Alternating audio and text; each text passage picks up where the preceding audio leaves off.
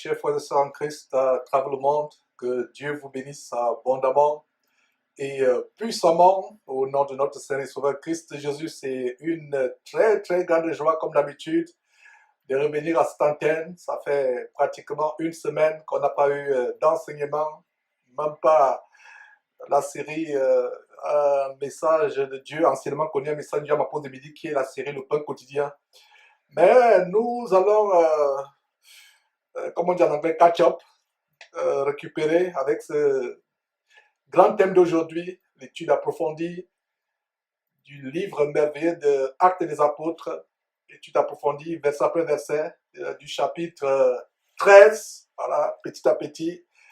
Nous arrivons vers le milieu de ce livre qui a 28 chapitres.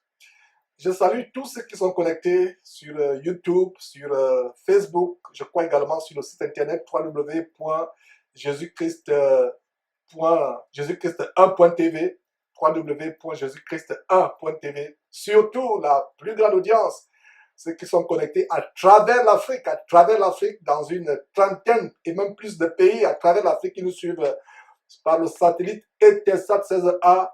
Nous vous saluons, vous êtes en direct, pas en différé, mais en direct en ce grand jour du samedi, le 26 octobre de l'an de grâce 2019. C'est incroyable que ce soit la fin de l'année, que le temps file. C'est une occasion pour nous de nous rappeler que le Seigneur Jésus-Christ peut venir à tout moment. Nous vivons la fin des temps. Mes frères, nous allons donc commencer, et comme vous le savez, quoi que ce soit que nous faisons, en pensée, en parole ou en acte, nous faisons tout au nom de notre Seigneur et Sauveur Christ Jésus, en rendant par lui des actions de grâce à Dieu son Père qui est carrément notre Père. Donc, nous allons prier et je ne me fatiguerai point de vous rappeler que la femme qui prie Dieu sans se voiler la tête déshonore Dieu, insulte Dieu sur la base de 1 Corinthiens chapitre 11 au verset 5. De même, l'homme qui prie Dieu la tête couverte par un chapeau, un béret, une casquette, un képi, peu importe, l'homme qui prie Dieu ayant la tête couverte déshonore Dieu. Ne suivez pas ce que ces faux pasteurs vous disent, ne suivez pas des abominations des religions telles que le catholicisme où vous voyez ces soi-disant hommes de Dieu prier avec des chapeaux sur la tête. Et c'est ce que certains faux pasteurs de la mouvance évangélico-protestantico-pentecôtiste sont en train de reprendre. Ne les suivez pas. Suivons la parole de Dieu. Ne suivez pas ce qu'un homme dit ou une organisation, surtout quand ça va à l'encontre de la parole de Dieu. Donc la femme qui prie Dieu sans se voir la tête commet un péché tellement grave qu'il serait mieux pour elle de ne même pas prier que de prier la tête couverte. Ce serait une abomination pour elle de prier Dieu que de prier Dieu sans se couvrir la tête. Mais pour les hommes, ils doivent se décoiffer.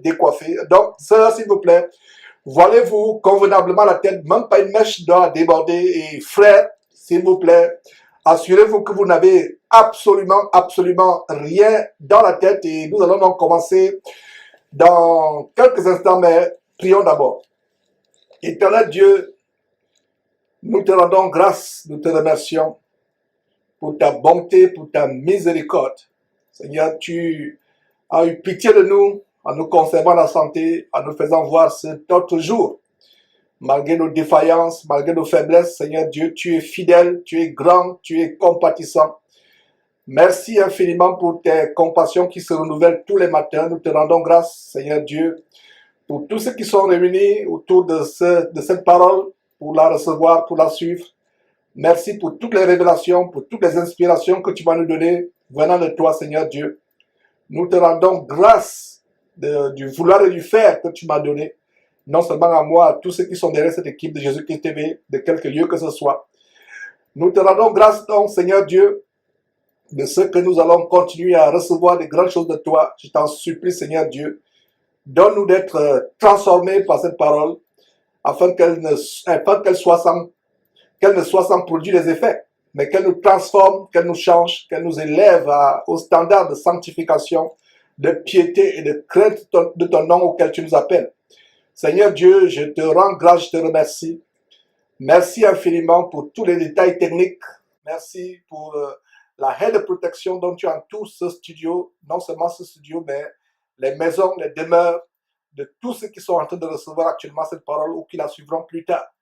C'est au nom de Jésus-Christ que nous avons prié. Amen. Alors, tournons nos Bibles à Actes chapitre 13. Aujourd'hui, pas de rappel de ce qui s'est passé la dernière fois. Nous allons plonger directement au chapitre 13, au chapitre du jour. On va voir des grandes choses, mes frères et sœurs.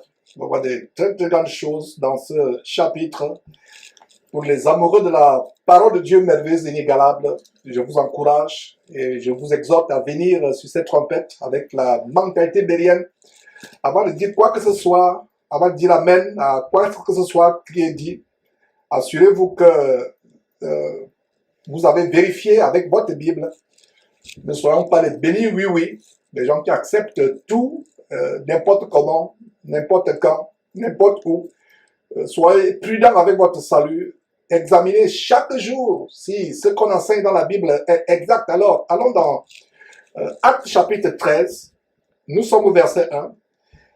Et au verset 12, on a vu comment la parole de Dieu était répandue, les grandes choses qui sont passées, la persécution, comment les bien-aimés frères et sœurs en Christ qui nous ont précédés ont été exposés à la persécution. Et on a vu ces choses et comment Hérode est mort, le roi Hérode qui avait fait tuer Jean-Baptiste, qui avait également fait tuer Jacques par l'épée, comment il est mort. Il est mort parce qu'il n'avait pas voulu donner gloire à Dieu, il avait volé la gloire à Dieu, arraché la gloire à Dieu. Donc nous continuons à voir comment la parole de Dieu se répandait, et le ministère de ceux qui nous ont précédés au premier siècle, et ça contient des leçons, des modèles, des exemples à tirer pour nous qui sommes parvenus à cette fin des temps. Alors, nous sommes au chapitre 13, verset 1. Il a dit quoi? Il y avait dans l'église d'Antioche des prophètes et des docteurs. Barnabas, Siméon appelé Niger, Lucius de Cyrène, Manahen, qui avait été élevé avec Hérode, le tétrarque, et Saul. Donc voilà des prophètes et des docteurs, des personnes qui étaient au service du Seigneur Jésus-Christ dans l'église d'Antioche. Ouais, l'église d'Antioche était l'église d'une ville. Voilà un bon verset aussi qui nous montre que l'église n'est pas un bâtiment, l'église n'est pas une dénomination. Dans toute la Bible, vous ne voyez pas une église avec une pancarte ayant une dénomination, il y a un nom, parce que dénomination, dans dénomination, il y a dénomination, il y a le nom. Donc une église de Christ n'est pas une organisation, une assemblée ayant un nom, ayant un site internet, ayant une pancarte, ayant une hiérarchie de personnes qui sont membres à travers un processus comme dans un club où vous avez des cartes de membres.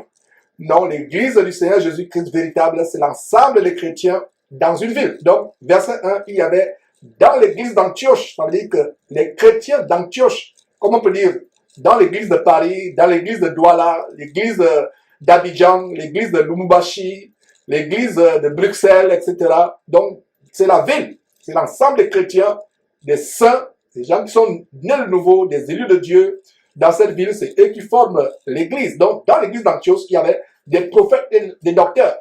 Voilà les ministères que Dieu a établis pour le perfectionnement des saints, pour notre croissance spirituelle, comme on peut voir cela en Éphésiens chapitre 4, verset 11, les 5 dons de ministère. Et vous pouvez aussi lire quelques dons de ministère en 1 Corinthiens chapitre 12 à la fin. Et voilà deux qui sont mentionnés ici, des docteurs et des prophètes. Et ils sont énumérés. Barnabas, donc, était soit un prophète, soit un docteur. Il y a Simon, appelé Niger. Il y a Lucius de Cyrène. Cyrène, c'est en Libye. Donc voilà un frère originaire de Libye qui était aussi un frère. Il y avait Manahen qui avait été élevé avec Hérode. Et ce qui est intéressant au verset 1 ici, par rapport à la mention d'Hérode, voilà Hérode, comme on a vu au chapitre précédent, qui avait fait tuer Jacques par l'épée, et quelques temps avant, bien de temps avant, il a fait égorger Jean-Baptiste pour plaire à sa femme adultérine et incestueuse qu'il avait arrachée à son frère. Et voilà quelqu'un, Manahen, qui avait été élevé avec Hérode. Qu'est-ce que ça nous apprend? Hérode était quelqu'un élevé en dignité. Et voilà un Manahen qui aurait pu être à la place d'Hérode, qui aurait pu être un roi ou un prince ou un grand de ce monde, mais il a choisi suivre Jésus-Christ. Il a choisi être avec Barnabas, avec Simon, appelé Niger, avec Lucius de Cyrène. Voilà, il avait été élevé avec Hérode. Voilà un détail, mes frères et sœurs. Et quand la parole de Dieu donne un détail, quand ces gens qui écrivent la parole de Dieu, inspirés par le Saint-Esprit, donnent des détails, c'est pour que nous en tirions des instructions. Donc voilà quelqu'un qui, malgré le fait qu'il avait été élevé avec Hérode, Hérode qui était un roi, il était avec Hérode, élevé avec Hérode, mais il a cru. Il a cru. Comme la parole de Dieu dit, il n'y a pas, parmi ceux qui ont été sauvés, beaucoup de nobles, mais il y en a quand même. Et on va voir plus tard comment Paul aura la vie sauve à cause d'un enfant qui avait accès au palais de César. On va voir ces choses. Alors, nous voyons au verset 2. Pendant qu'ils servaient le Seigneur dans leur ministère et qu'ils gênaient, le Saint-Esprit dit, mettez-moi à part, Barnabas et Saul ou Paul, pour l'œuvre à laquelle je les appelais. Donc, voilà un détail de leur ministère dans comment ils servaient le Seigneur. Et ça se passait comment? Avec les jeunes. Le jeûne est devenu quelque chose que les chrétiens font de moins en moins. C'est important, mes frères et sœurs, que nous prenions cette habitude de jeûner, de plus en plus de jeûner.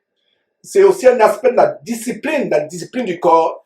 Pouvoir jeûner, pouvoir se priver des aliments pour un temps, ou se priver de certains plaisirs du monde pour un temps, pour d'ailleurs se discipliner, pour servir Dieu véritablement, se priver de ces choses. Et voilà donc comment ils avaient l'habitude de prier et de jeûner. Voilà un détail. Et c'est la raison pour laquelle j'insiste que le livre de Actes nous montre comment cette église naissante au 1er siècle établissait des standards, des baromètres que nous devions suivre, nous qui sommes parvenus à cette fin de temps, toutes les générations depuis le jour de la Pentecôte, à travers les siècles, devaient suivre, et jusqu'à aujourd'hui nous suivons.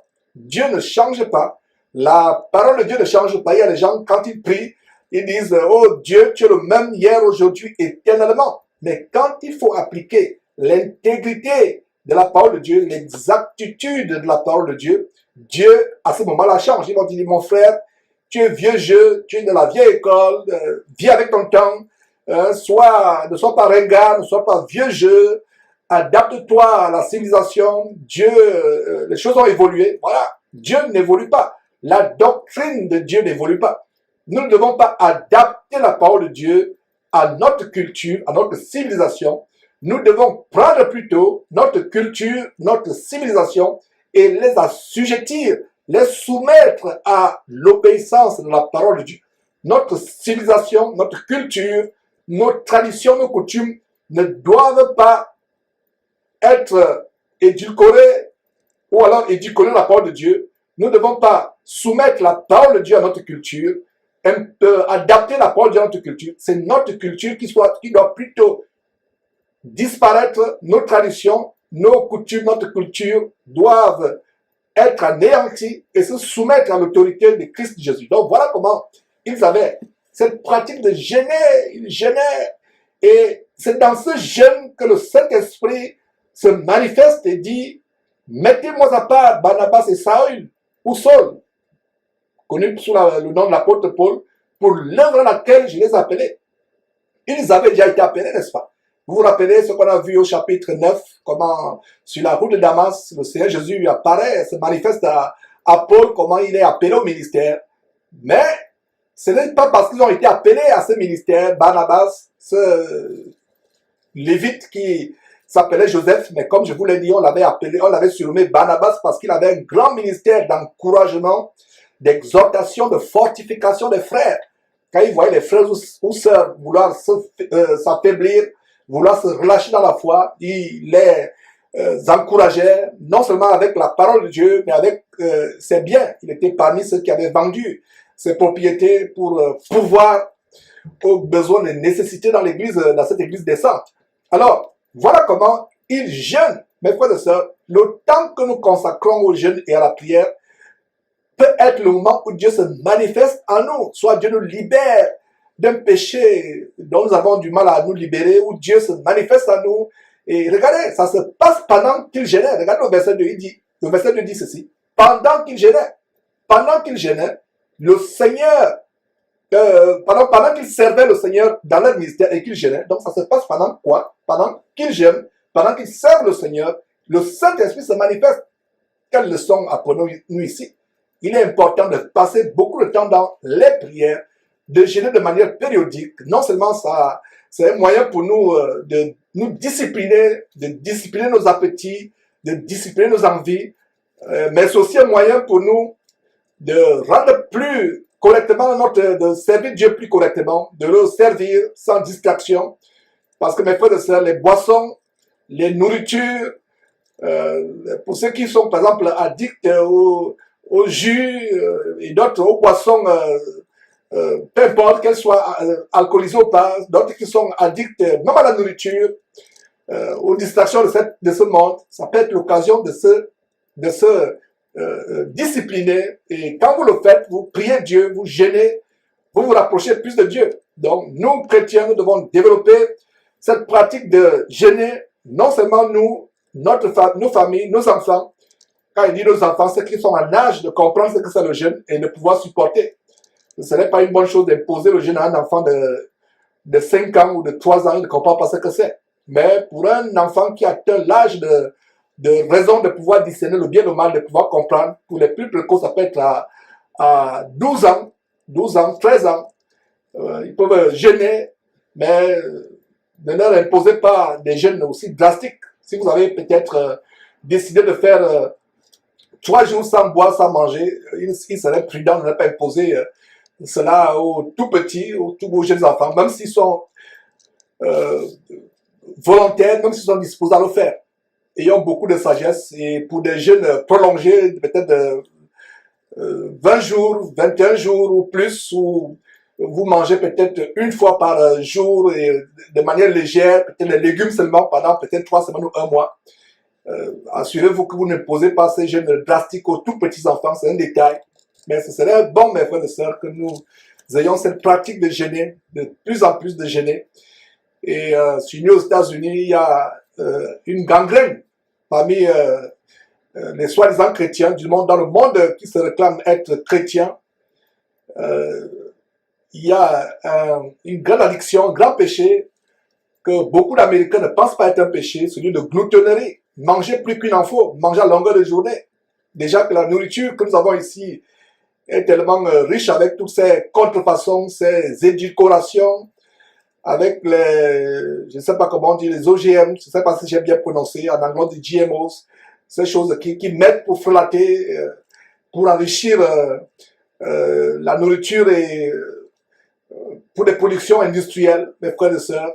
Et les gens ont tendance à être addicts à certains aliments, à manger plus qu'il en faut.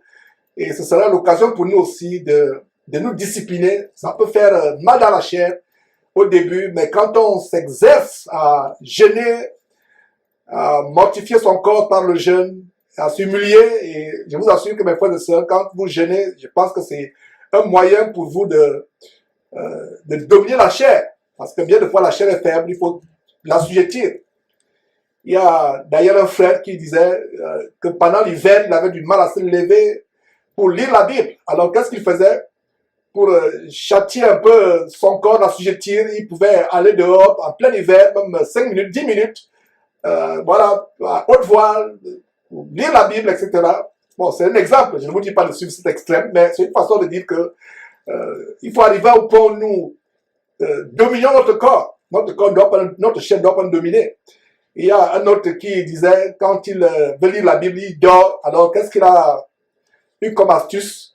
Quand il sent que le sommeil est en train de venir, pendant qu'il lit la Bible, il se met dans une position inconfortable. Par exemple, si vous savez que vous dormez facilement en lisant la Bible, ne la lisez pas étant allongé sur le lit. Vous allez dormir.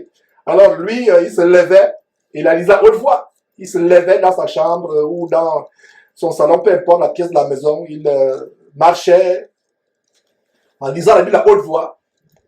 Surtout quand le sommeil venait ou il sentait la fatigue. C'est les exercices qui nous amènent à à dominer, à assujettir notre chair. Donc voilà comment, au moment où il jeûne, au moment où il sert le Seigneur, c'est à ce moment-là que le Saint-Esprit, Dieu, par son Saint-Esprit, se manifeste, et il dit, mettez-moi à part Barnabas et Saül pour l'œuvre à laquelle je les ai appelés. Ils étaient déjà mis à part. Ils étaient déjà choisis pour servir, pour être ministres de Christ, mais Dieu les choisit. Donc c'est un choix dans le choix. Est-ce que vous comprenez? Ils avaient déjà été choisis par Dieu, par Jésus-Christ, mais ayant été choisis, ils sont encore choisis. Donc c'était un choix dans le choix. Dans le choix. Alors, verset 3. Alors après avoir jeûné et prié, ils leur imposèrent les mains et les laissèrent partir. Donc, les frères et sœurs qui priaient, qui avaient la pratique de jeûner, quand le Saint-Esprit se manifeste pour dire que mettez à part Barnabas et Saul, ils font encore un jeûne spécial par rapport à ça. Ils font des prières spéciales par rapport à ça, par rapport au ministère. Est-ce que nous avons cette pratique aujourd'hui, mes frères et sœurs, dans nos églises? Ces églises qui sont devenues des maisons de joie où on va pour s'amuser, où on va pour danser. S'il n'y a pas les roulements de batterie, s'il n'y a pas les ronronnements de guitare basse, les gens vont vous dire que il n'y avait pas l'ambiance aujourd'hui, on ne sentait pas le Saint-Esprit. Ce n'est pas le Saint-Esprit que vous voulez ressentir, c'est la chair de poule. C'est la manifestation de la chair, mes frères et sœurs. Alors, la vraie église, c'est là où il y a la crainte de Dieu, là où il y a la piété, là où les gens vaquent dans la prière, dans le jeûne. Une véritable église de Jésus, quand elle se réunit, si vous passez par la cour arrière ou devant, vous ne saurez même pas qu'il y a des gens qui sont derrière. Même quand ils chantent, ils vont chanter pas pour faire exploser la toiture. Ce n'est pas à force de hausser la voix, à force de vouloir exploser vos cordes vocales que Dieu va forcément écouter, agréer vos louanges. Vous pouvez adorer Dieu, louer Dieu, lui chanter des cantiques, même à voix basse. Il y a des fois, vous pouvez même chanter des cantiques en murmurance, même dans le cœur. Imaginez-vous que vous êtes à votre lieu de travail, un cantique vous vient à la tête, vous voulez le chanter. Vous pouvez le chanter, soit en murmurant à voix basse, soit même dans votre cœur, vous le chantez. Est-ce que vous comprenez cela? Alors, verset 3, après avoir jeûné et prié, ils leur imposèrent les mains et les laissèrent partir. Ils leur imposèrent les mains. Et ce n'était pas par révélation. Donc, n'utilisons pas le verset 3 pour établir une pratique, à savoir que quand quelqu'un est appelé pour le ministère, il faut forcément lui imposer les mains. Ce verset nous montre que c'était par inspiration qu'ils l'ont fait. Parce que le verset nous montre que le Saint-Esprit leur a parlé en leur disant, mettez-moi à part Barnabas et Saul.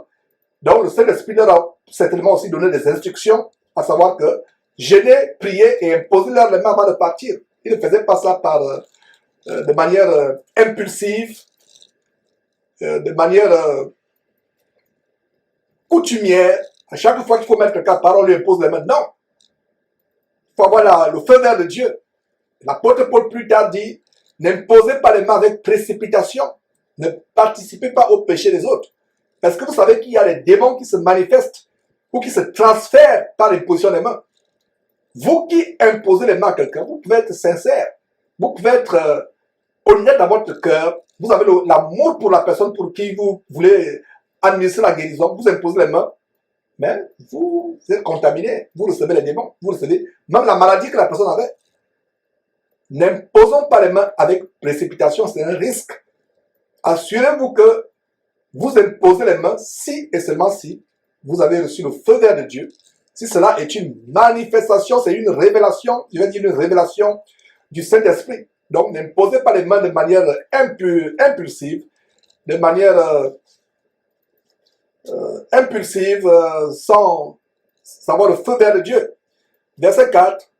Barnabas et Saul, envoyés par le Saint-Esprit, voilà, encore, il y a une précision, 2 fois. Le verset 2 nous montre comment le Saint-Esprit se manifeste. Le verset 4 met l'emphase en disant que Barnabas et Saul, envoyés par le Saint-Esprit, descendirent à celui-ci. Et de là, ils s'embarquèrent pour l'île de Chypre. Ils prirent le bateau à celui-ci pour se rendre à Chypre. Et comprenez, mes frères et sœurs, que vous ne pouvez pas vous engager dans un ministère ou commencer une œuvre de Dieu si véritablement vous n'êtes pas appelé. Beaucoup de personnes aujourd'hui Je ne parle pas des faux pasteurs, des pasteurs vampires ou escrocs. Je me parle des chrétiens qui sont sincères, ils s'engagent, soit par envie. J'ai vu l'autre avec son ministère. Moi aussi, je vais commencer un ministère.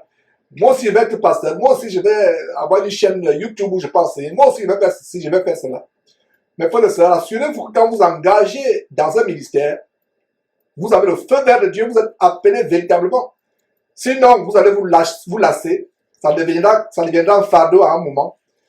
Et vous pouvez même retourner à ce que vous avez vomi. Assurez que vous avez été appelé par Dieu. Et quand vous êtes appelé par Dieu, il peut m'arriver que vous tombiez, que vous chutiez. Mais Dieu va toujours vous relever, va vous soutenir, sera avec vous. Donc, voilà, il descendira à celui-ci, envoyé par le Saint-Esprit, conduit par le Saint-Esprit. Et quand le Saint-Esprit vous conduit, il vous permet de résister aux tentations, de résister à la faiblesse, de supporter la persécution, etc. Verset 5. Arrivé à Salamine, ils annonçaient la parole de Dieu dans les synagogues des Juifs. Ils avaient Jean pour aide. Voilà, Jean, surnommé Marc. Donc, ils arrivent à Salamine, ils annoncent la parole de Dieu dans les synagogues des Juifs. Et comme j'ai posté il y a quelques jours, c'est un posting, mes frères et sœurs, et il y a des gens qui disaient qu'ils n'ont pas, quelqu'un qui a dit, voilà, mais Jean, je n'ai pas compris ce posting, qu'est-ce que tu voulais dire par là, je n'ai rien compris. Et le posting que j'ai mis il y a quelques jours disait, je l'ai publié sur WhatsApp, sur Facebook et sur YouTube, en disant que les apôtres Pierre ou Paul ou Barnabas ou Jean, etc., n'entraient pas dans le temple, dans les synagogues, pour devenir membres de ces temples, de ces synagogues.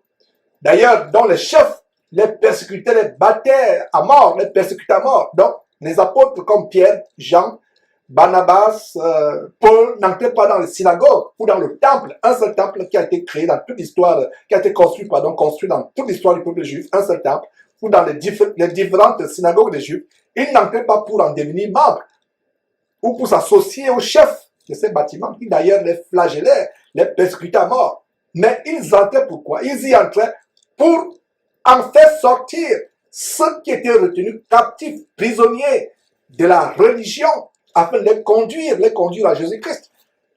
Voilà, il y a des gens qui vont dire, vous dites que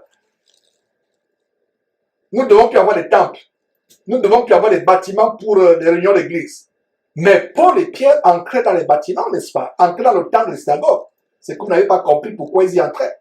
Ils n'y entraient pas pour devenir membres de ces synagogues, avoir une carte de membre, être sur le rôle de l'église, où on va vérifier s'il a fait, il donne ses dîmes fidèlement tous les mois, être contrôlé, on contrôle votre vie, on contrôle vos finances, on contrôle votre foyer, on contrôle votre femme, votre époux, vos enfants, on vous contrôle. Vous ne pouvez rien faire sans la vie du pasteur, entre guillemets.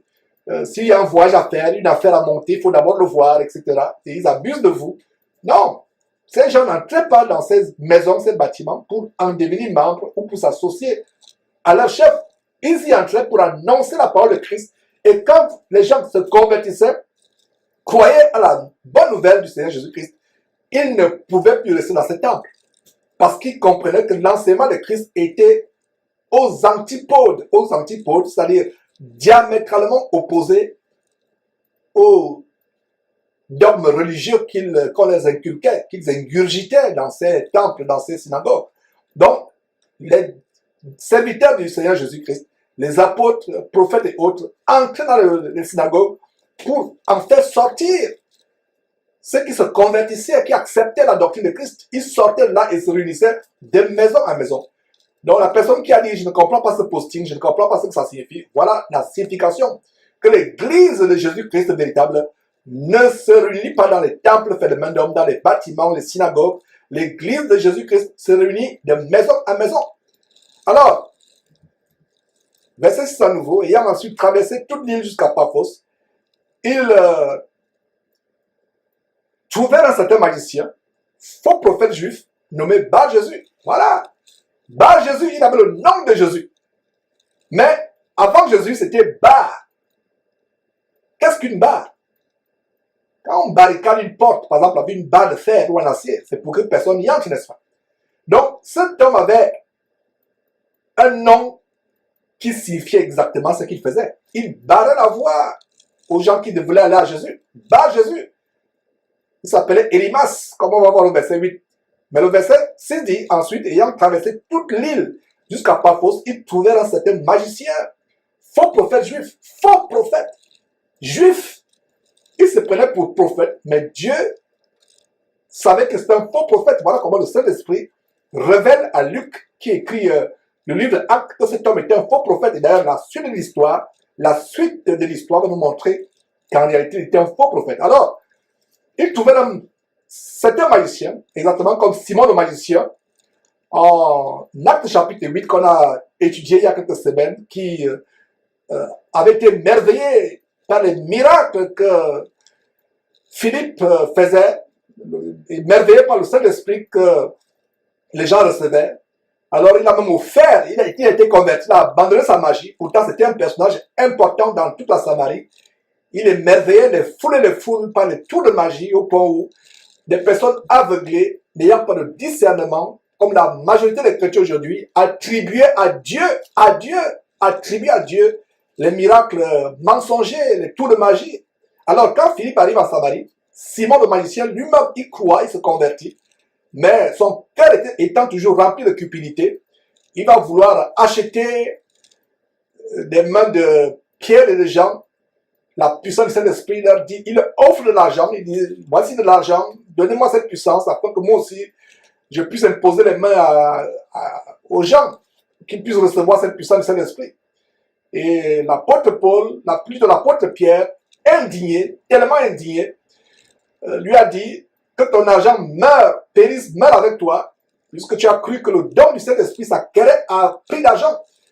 Pierre a été indigné. Beaucoup de chrétiens aujourd'hui ne sont pas indignés de ce que les prières sont vendues. Les miracles, soi-disant, sont vendus. On fait payer les délivrances. Les gens ne sont pas indignés. Et si vous n'êtes pas indigné, c'est que vous ne lisez pas véritablement votre Bible. Un vrai serviteur de Dieu, un vrai chrétien, sera indigné quand un faux pasteur fait payer aux gens les prières, fait payer aux gens les délivrances, fait payer aux gens des guérisons, fait payer aux gens l'entrée à leur séminaire bidon, font payer aux gens les CD de musique soi-disant chrétienne, les CD d'enseignement, les DVD, les cassettes, fait payer aux gens ces choses. Un vrai homme de Dieu ne fera jamais cela. Alors, tout comme Philippe, le magicien en Actes chapitre 8, voilà un autre magicien, mais la différence du magicien en Actes chapitre 8, à la différence de Philippe, à la différence de Simon le magicien, excusez-moi, à la différence de Simon le magicien, qui s'est converti, qui a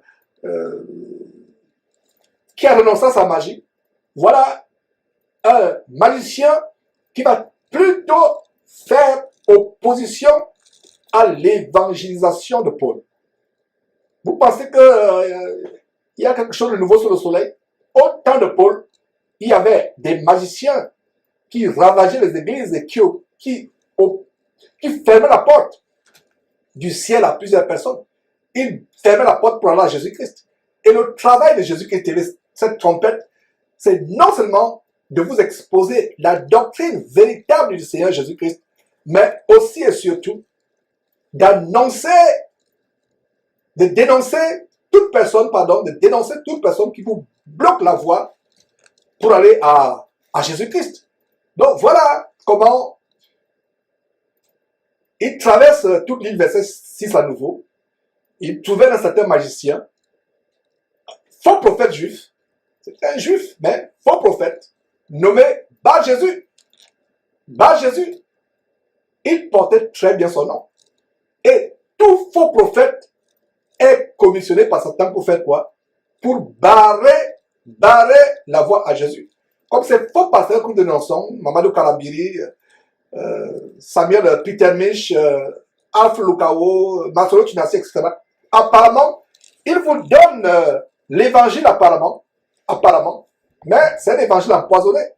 Qu'est-ce qu'ils font en réalité? Ils viennent avec un vernis d'évangile de Christ, mais à l'intérieur du poison, ce sont les Bar-Jésus.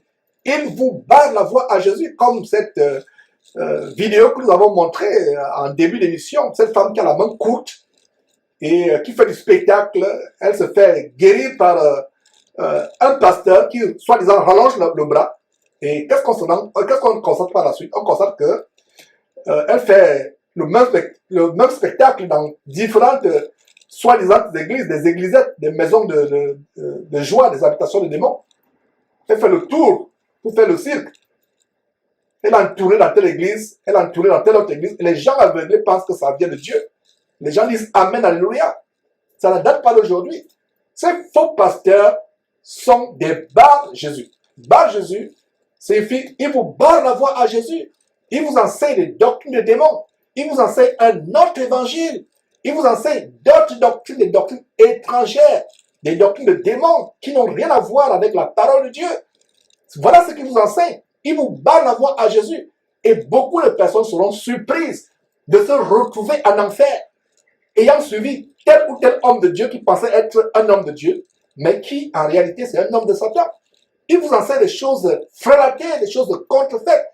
Et si vous examinez votre Bible, comme la semaine passée, on vous montre un homme, mes frères et sœurs, qui fait la Sainte Seine, ce qu'on appelle communément la Sainte Seine, le repas du Seigneur.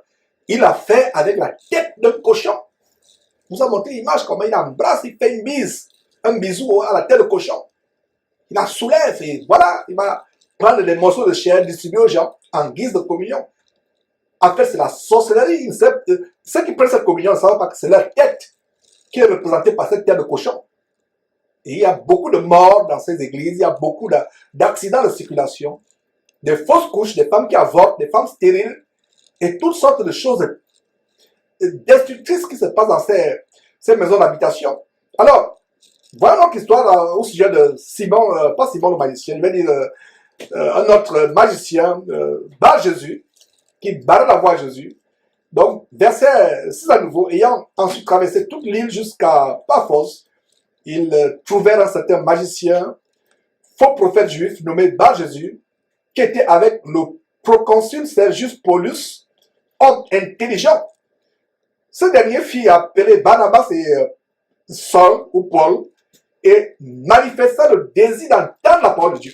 Voilà, mes frères et sœurs, un homme intelligent, un ambassadeur, proconsul, c'est comme un consul, il s'appelait Sergius Paulus, un homme intelligent, non seulement intelligent, un noble, un homme puissant, noble, certainement riche.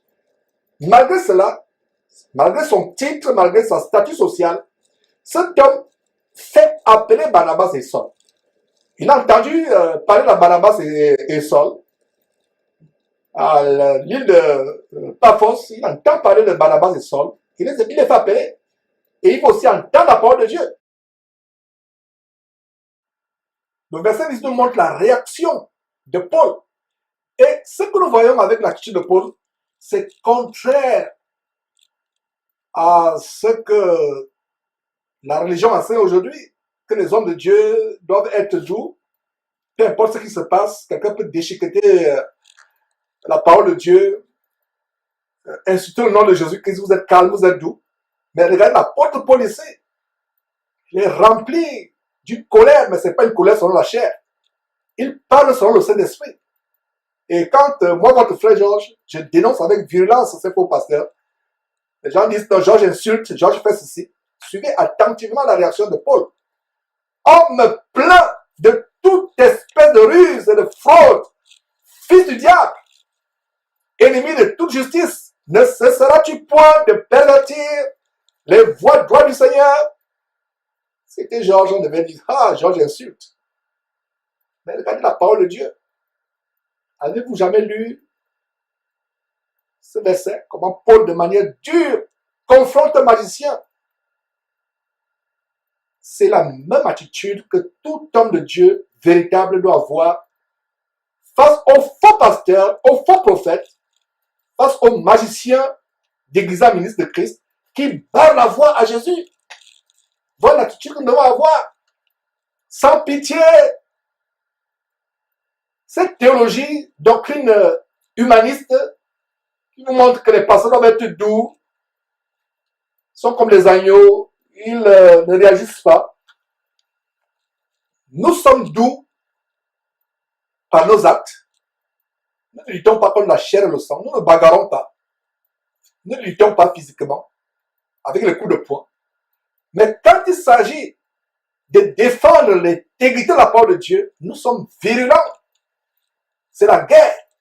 L'apôtre Paul dit qu'il a été établi pour la défense et la confirmation de l'évangile. La défense et la confirmation de l'évangile.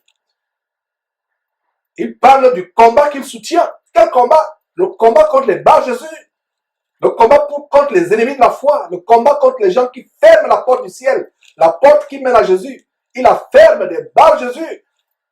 Paul n'a pas été timide. Paul n'a pas été poltron. Donc vous qui pensez qu'un homme de Dieu doit fermer les yeux sur toutes les bassesses, être comme un agneau, ne rien rétorquer, laisser les gens faire, ne pas juger, parce que Dieu juge. Qu'est-ce qui se passe ici? Est-ce que nous lisons la même Bible, frères et sœurs? Alors, si nous lisons la même Bible, voilà l'attitude d'un vrai homme de Dieu, verset 10. Qu'est-ce qu'il dit à Simon, qu'est-ce qu'il dit au magicien, Élimas le magicien? Il dit quoi? Homme plein de toute espèce de ruse et de diable et de ruse et de fraude. Homme plein de toute espèce de ruse et de fraude. Fils du diable, ennemi de toute justice, ne cesseras-tu point de pervertir les voies droites du Seigneur? Ça ne s'arrête pas là. Il y a quelque chose qui se passe au verset 11. Découvrons cela ensemble. Verset 11. Maintenant, voici, la main du Seigneur est sur toi. Qu'est-ce que c'est toi? La main de Paul? Non, pas ma main. La main du Seigneur. Donc, que ces faux pasteurs sachent que quand ils ferment la porte vers Jésus-Christ, la porte du ciel à des foules, avec des miracles contrefaits, comme ce qu'on vous a montré en début d'émission, avec des fausses visions, des fausses révélations, des fausses délivrances, ce n'est pas la main d'un homme qui est sur eux, ce n'est pas la main de Georges, ce n'est pas la main de qui que ce soit de Jésus-Christ qui est sur eux, mais c'est la main du Seigneur Jésus-Christ qui est sur eux. Alors, verset 11, voici, maintenant voici, la main du Seigneur est sur toi. Tu seras aveugle et pour un temps, tu ne verras pas le soleil. Aussitôt, l'obscurité et les ténèbres tombèrent sur lui. Il cherchait en tâtonnant des personnes pour le guider. J'imagine l'émerveillement du proconsul. J'imagine comment le proconsul a été émerveillé, épaté, en se disant, donc ce magicien, tout ce temps a pris mon argent. Il n'avait aucune puissance, le voilà, frappé l'aveuglement. Tu seras aveugle pour un temps. Et regardez même la miséricorde de Dieu. Le Saint-Esprit ne dit pas ici que tu seras aveugle jusqu'à ta mort. Tu seras aveugle pour un temps. Le temps pour toi est de repentir. Si il est possible pour toi de te repentir. Le temps pour toi, mais la Bible ne dit pas si ce magicien s'est repenti ou pas. Et si c'était repenti, la Bible l'aurait dit, comme on a vu avec le cas de Simon le magicien, qui lui s'est repenti. Malgré le fait qu'il a glissé encore sur les vomissures de sa cupidité. Mais au moins, le Saint-Esprit atteste qu'il s'est repenti. Mais tel n'est pas le cas avec Élimas le magicien. Et regarde la miséricorde de Dieu. Tu seras aveugle, pas jusqu'à ta mort, pas à perpétuité. Tu seras aveugle pour un temps. 2 mois, 3 mois, 5 ans, 10 ans. La Bible ne précise pas, mais pour un temps, pas définitivement. Et ma compréhension, c'est que le temps pour toi de reconnaître que Dieu a donné son Fils Jésus-Christ comme la seule voie pour aller à lui. Et que quiconque s'oppose à cette voie sera frappé d'aveuglement. Combien de pasteurs sont morts que nous avons dénoncés? Nous dénonçons, il y a, s'il m'abuse, 4 ou 5 pasteurs qui sont morts qu'on a dénoncés derrière cette trompette. Miles Morrow est décédé. Il y a un qui s'appelait Jésus qui est décédé. Vous pouvez, je ne me rappelle pas, vous qui êtes fidèles sur 2 émissions Jésus-Christ, vous pouvez m'aider à recenser. Les pasteurs qu'on a avertis, qu'on a dénoncés, qui sont morts, frappés de mort. On les a pourtant avertis. Et si toi, faux pasteur, tu es en vie aujourd'hui, tu n'es pas frappé d'aveuglement comme Élimas, C'est parce que la grâce de Dieu est sur toi. Il est temps pour toi de te repentir, de cesser avec l'escroquerie évangélique, de cesser avec la magie, le vaudou, les sirènes des eaux, les pouvoirs des sirènes des eaux, par lesquels tu simules les faux miracles. Il est temps pour toi de te repentir.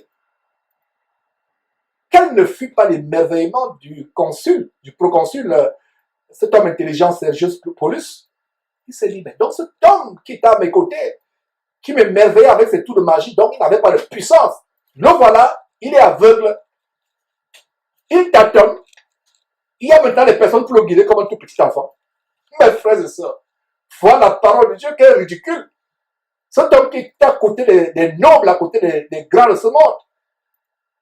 Toute la ville, toute l'île de Paphos a appris cette histoire. Que cet homme qui émerveillait la ville avec ses tours de magie, qui était maintenant attaché au proconsul lui soutiennant de l'argent, le voilà, il est aveugle. La vraie puissance de Dieu l'a frappé. Et c'était un sujet de rendre gloire à Dieu. On ne s'amuse pas avec la puissance de Dieu. Et tous ces pasteurs comme celui qu'on vient de montrer, les 5 qu'on vient de montrer à l'émission, qui utilisent cette femme pour rallonger sa main, cette femme qui va à l'église faire le cirque avec sa main courte qui se rallonge aussitôt. S'ils sont en vie, c'est parce que c'est la grâce de Dieu, la miséricorde de Dieu, sinon ils seraient frappés sur le champ. La miséricorde de Dieu est là pour que nous repentions, pour que nous abandonnons les voies droites. Alors, cet homme qui émerveillait les habitants de l'île de Paphos,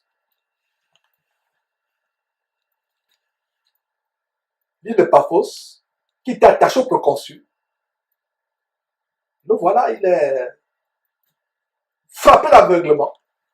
Où est sa puissance? Où sont ses tours de magie? Dans l'eau.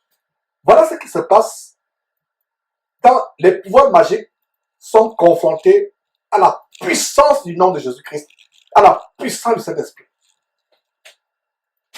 J'aimerais un jour me rendre chez Benny Hinn. Je pense que s'il se rend à Houston, je pense que je pourrais aller là-bas. Et ce serait une bonne idée d'aller pour dire qu'il y a une prière. Et devant là-bas, qu'il expérimente la puissance du nom de Jésus. Il y a quelqu'un qui a fait cela, c'est Joel Osteen. Il est allé dans la foule, il s'est levé avec sa Bible. Il a commencé à confronter Joel Osteen, qui a une église, entre guillemets, une habitation de démons de 40 000 personnes qui se réunissent chaque dimanche. Il l'a confronté publiquement avec sa Bible. En pleine séance, en plein culte diabolique. Et s'il y avait des véritables hommes de Dieu qui se rendaient à ces cirques comme celui de Benny Hinn, où il y a des tours de magie, au nom de Jésus, toi, démon du Kundalini qui est en toi, je t'anéantis, je te réduis au silence et je te soumets à l'autorité de Jésus-Christ. Tu fléchis au genou devant Jésus-Christ. Vous allez voir Benny Hinn, tu es tombé. D'ailleurs, on vous a montré une vidéo où il est tabassé par ces démons qui le jettent à gauche à droite.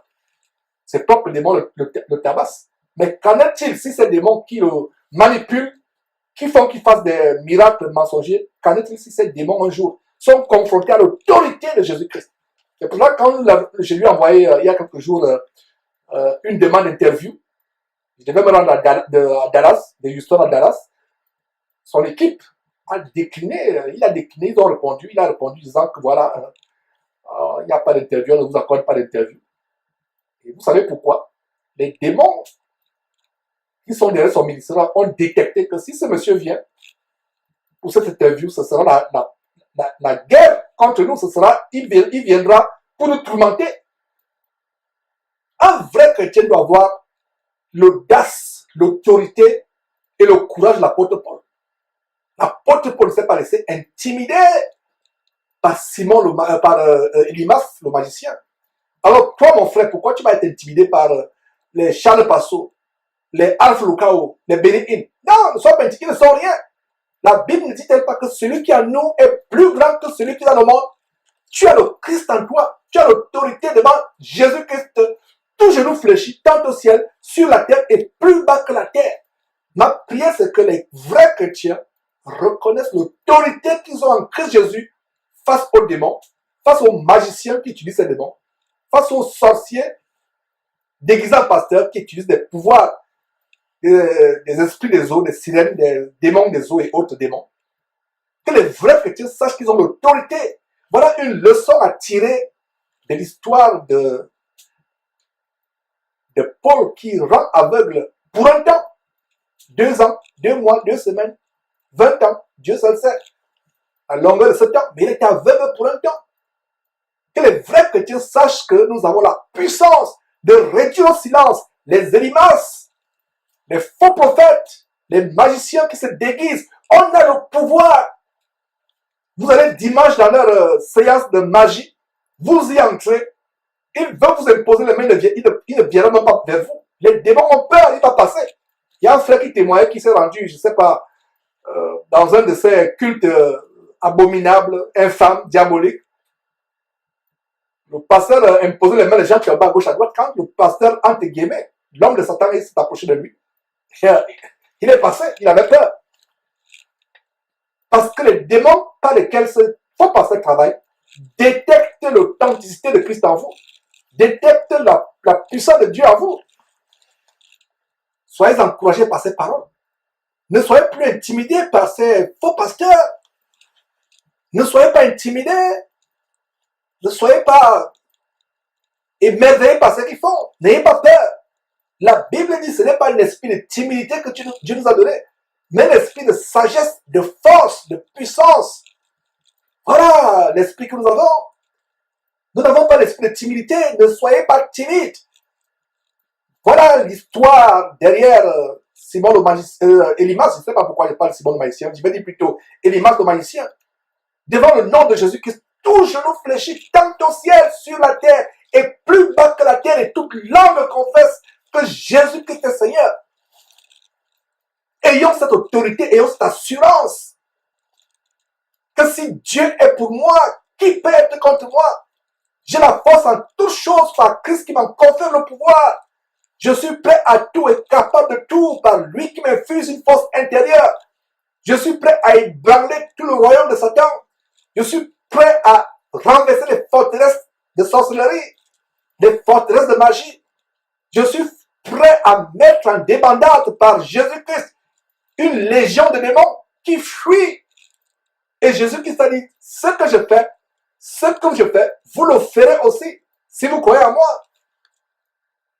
L'homme sortant des sépulcres, qui avait des légions de démons à lui, ces légions tremblaient, sont procédées devant Jésus-Christ. Voilà la puissance que nous avons. Voilà la puissance. Comme Gauthier Pécani a le dit sur YouTube, notre foi a 2 ennemis, je dirais même 2 grands ennemis, c'est le doute et la peur. Le doute et la peur, voilà les ennemis de la foi. Vous doutez de la puissance de Dieu. Vous doutez de ce que Dieu peut faire. La Bible dit que la peur des hommes tend un piège. La peur des hommes, il peut être élevé dans le monde, qu'il soit béni, qu'il soit aflukao, qu'il soit karambiré. Vous n'avez pas peur de lui. Si Dieu vous met face à face à lui un jour, où Dieu fait que vos voix se croisent, même si c'est dans un aéroport, vous confrontez cet homme. Mais faites-le d'abord avec le feu vert de Dieu, ne le faites pas de manière impulsive. Si ce n'est pas le feu vert de Dieu, passez votre chemin. Mais si c'est le feu vert de Dieu, n'ayez pas peur, confrontez-le. Est-ce que vous saviez que Paul pouvait être dur comme cela? C'est pour ça qu'il dit, lisez attentivement votre Bible. Voilà une révélation pour beaucoup qui découvrent la manière radicale, agressive par laquelle Paul parle. Fils du diable, homme de toute espèce de fraude et de ruse. Fils du diable, ennemi de toute justice. Voilà comment l'apôtre Paul parle. Cet homme a été frappé. Ayons le même courage. Ayons la même agressivité spirituelle. Mes frères et sœurs, soyons courageux. Nous avons la force en Christ Jésus. Est-ce que vous êtes conscients de l'autorité, la force que nous avons en Christ Jésus? Voilà la leçon à tirer derrière l'aveuglement d'Élimas le magicien barre Jésus, qui barre la voie aux gens pour que les gens n'aillent pas à Jésus. Voilà la grande leçon. La puissance de Christ en nous. Christ en nous, l'espérance de la gloire. Christ en nous, l'espérance de la gloire. Devant Jésus-Christ, tout genou fléchit, tant aussi sur la terre et plus bas que la terre. Et toute langue confesse, la langue des sorciers confesse que Jésus est Seigneur. Les démons confessent que Jésus est Seigneur. Ils fuient, ils sont chassés. J'imagine le proconsul rempli de peur, lui qui était un homme grand, se vantant, ayant la compagnie des grands comme les proconsuls, les ambassadeurs, les rois. Mais nous voilà qui est frappé. Quelle honte! Il tâtonne, on ne tient pas la main, on le guide comme un enfant. J'espère que vous avez compris la grande leçon derrière l'aveuglement d'Élimas, le magicien, à savoir que nous avons une grande autorité. On n'a pas peur des faux pasteurs, on n'a pas peur des sorciers, on n'a pas peur de qui que ce soit. Ces chrétiens qui continuent à avoir peur. Ah, il y a mon grand-père au village, il y a mon oncle qui est sorcier, et il y a le voisin qui est sorcier, qui est magicien, il a tué des personnes, je ne veux pas qu'il tue mon enfant et qu'il me tue. Vous avez peur de dormir dans l'obscurité parce qu'il y a des sorciers autour de vous. C'est que vous n'avez pas encore compris la puissance que vous avez en Christ Jésus. Puisse cette histoire de Paul frappant l'aveuglement, Élimas le magicien, nous faire prendre conscience de l'infinie grandeur de la puissance que nous avons en Christ Jésus face aux ennemis de la foi. Face aux ennemis de la foi. Ces chrétiens émotionnels aujourd'hui qui disent non, il fallait prier pour lui, il fallait faire ceci. Si c'était à ce temps, ils devaient critiquer Paul, dire que Paul, tu es méchant. Comment tu peux frapper l'aveuglement un homme? Est-ce que c'est Paul qui a frappé l'aveuglement? Ce n'est pas lui. Qu'est-ce qu'il dit au verset 11? Le verset 11, Acte chapitre 13, verset 11. Maintenant, la main du Seigneur est sur toi. Ce n'est pas la main de Paul, la main du Seigneur. Mais aujourd'hui, les sœurs en Christ, surtout les sœurs émotionnelles, vont dire, oh Georges, tu n'aurais pas dû faire cela, tu es agressif.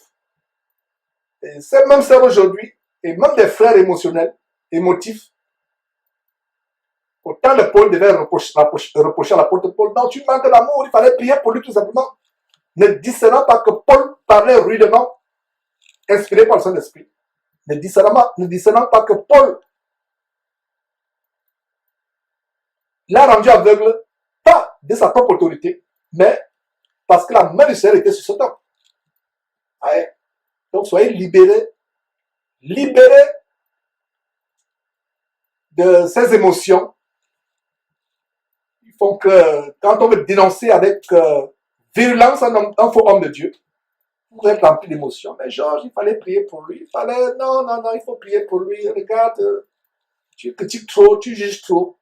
J'espère que vous avez bien suivi cet exemple. Alors, ce qui est merveilleux, c'est qu'au verset 12, le proconsul, voyant ce qui était arrivé, crut, étant frappé de la doctrine du Seigneur. Voilà ce qui arrive. Pourtant, le proconsul voulait tout faire pour s'opposer à la conversion du proconsul. Imaginez-vous l'impact de la conversion du proconsul. Un homme grand dans cette île, un homme élevé en dignité, qui est converti. Imaginez-vous l'impact de l'évangélisation, comment les gens devaient dire. Même le proconsul, lui qui avait accompagné les magiciens, il a cru à cette doctrine. Nous aussi, on veut voir en quoi consiste cette doctrine. Regardez donc comment Dieu ouvre une grande porte d'évangélisation à Paul et à Barnabas dans cette île. À cause de qui? À cause de la conversion d'un homme élevé en dignité. Cet homme a cru, étant frappé, j'aime comment la Bible parle, étant frappé de la doctrine du Seigneur. Si vous n'avez pas la version du second, je vous la conseille comme Bible principale. Maintenant, vous pouvez avoir d'autres versions, une ou deux, pour comparer, mais ayez la Bible 8 secondes, 1910, pas les versions après 1910, mais 8 secondes de l'année 1910, cherchez-la. Allez. Le proconsul, verset 12, alors le proconsul, voyant ce qui était arrivé, crut et étant frappé dans la doctrine du Seigneur. Verset 13, Paul et ses compagnons s'étant embarqués à Paphos, se rendirent à Perche, en Pamphylie. Jean se sépara d'eux et retourna à Jérusalem. Verset 14 de Perche, ils poursuivirent leur route et arrivèrent à Antioche de Pisidie. Étant entrés dans la synagogue le jour du sabbat, ils s'assirent. Voilà, encore la synagogue, ils ne sont pas entrés dans la synagogue pour demander à remplir les cartes de membres, à devenir membres, ou à s'associer, à dire voilà, on sera partenaire avec vous. Non! Ils entrent dans la synagogue et vous allez voir dans les versets suivants, il leur expose la doctrine de Christ, exactement ce que Étienne a fait le jour où il a été lapidé en Actes chapitre 7, on a vu cela. Il va leur exposer la parole. Beaucoup vont se graisser les dents. On va voir comment les formes des distinctions seront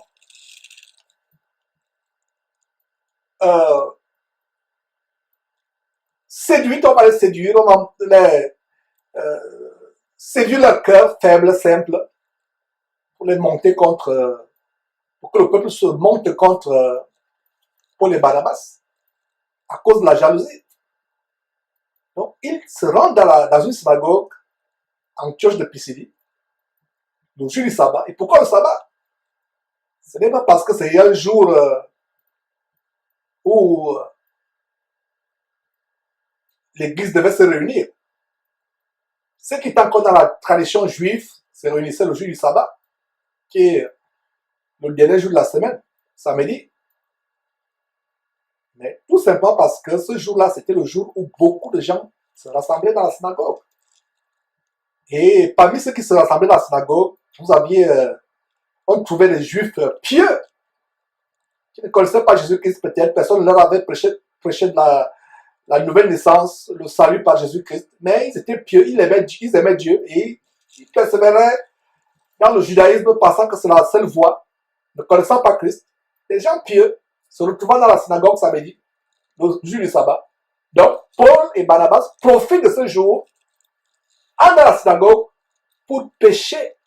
Parce que n'oubliez pas que Jésus a dit à ses premiers apôtres qu'il a choisis, vous êtes les pêcheurs de poissons, mais moi je ferai vous le pêcheur d'hommes. Donc Paul et Barnabas vont avec un grand filet, au sens figuré, pour le jeter sur cette synagogue ce samedi, ce jour du sabbat, parce qu'il y avait des poissons qui devaient être pêchés ce jour-là. Parce que c'est pas n'importe quel juif qui pouvait entrer dans la synagogue le sabbat. En majorité, c'était les gens créant Dieu et étant pieux. Alors, ceux qui suivent, il leur adresse la parole de Dieu, il les exhorte. Et lisons encore le verset 14. De Perge, ils poursuivirent leur route et arrivèrent à Antioche de Pisidie. Étant entrés dans la synagogue, le jour du sabbat, ils s'assirent. Verset 15. Après la lecture de la loi et des prophètes, les chefs de la synagogue leur envoyèrent dire, hommes frères, si vous avez quelque chose, quelque exhortation à adresser au peuple, parlez. Ces chefs de la synagogue, comme on va voir par la suite, ne savaient pas que c'était la décision de la synagogue qu'ils avaient décrétée en autorisant à Paul et à Barnabas de parler. Ils ne savaient pas que c'était le bouleversement, le chamboulement de leur synagogue. Et après cette prédication, qui commence au verset 16, ces gens ont dû regretter. Alors, verset 16, Paul se leva et ayant fait signe de la main, regardez, même dans la synagogue, il y a la bienséance. Les gens n'interviennent pas tant à travers, il n'y a pas de chahut, il n'y a pas de la cacophonie, il n'y a pas du tohu-bohu. Même dans la synagogue, vous voyez la bienséance. À plus forte raison, les vraies églises de Dieu. Vous vous réunissez dans une vraie église de Dieu, dans une maison. Il ne faut pas qu'il y ait du désordre. Dieu a horreur du désordre. Dieu est un Dieu de paix et d'ordre, pas un Dieu de désordre. Donc voilà comment Paul ne prend pas la parole n'importe comment. Malgré le fait qu'on leur a autorisé de parler, avant de commencer, il lève la main pour leur dire que bon, c'est mon tour de parler. Il dit, hommes israélites, et vous qui créez Dieu, écoutez. C'est ça que je vous ai dit. Le jour du sabbat, dans la synagogue, c'était en majorité des Juifs, des Israélites, créant Dieu, qui partaient. Donc, Paul va avec son filet, son grand filet de poisson, de manière figurative, pour pêcher de grands poissons, de manière figurative. Et donc, il commence à prêcher au verset 17. Le Dieu de ce peuple d'Israël a choisi nos pères. Il mit ce peuple en honneur pendant son séjour au pays d'Égypte. Et il en fit sortir par son bras puissant. Et comme je l'ai annoncé, je crois, samedi passé, plaise à Dieu, après l'étude du livre de Actes des Apôtres, nous allons engager nous allons engager l'étude approfondie, verset après verset du livre d'Exode, qui a de grandes leçons et de grandes similarités avec notre époque, plus que vous ne pouvez l'imaginer, et on va découvrir cela ensemble. Donc, on va tout simplement lire ici, ce n'est pas l'occasion pour moi de m'attarder. Donc, Paul leur résume l'histoire du peuple juif, comment ils sont sortis de l'Égypte, voilà, par le bras puissant de Dieu.